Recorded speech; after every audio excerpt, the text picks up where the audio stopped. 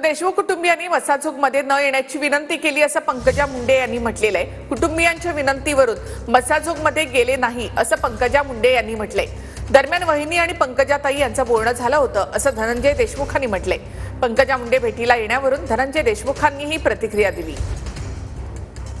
त्यांनीच मला विनंती केली की ताई तुम्ही इथे येऊ नये, इथली परिस्थिती वेगळी आहे, आमच्या हातात नाही। आता त्यांची परवानगी घेऊन जाईन असं मी आधीच जाहीर केलेलं आहे। माझ्या जाण्यापेक्षा माझ्या जाण्याच्या आधी न्याय तिथे गेला पाहिजे।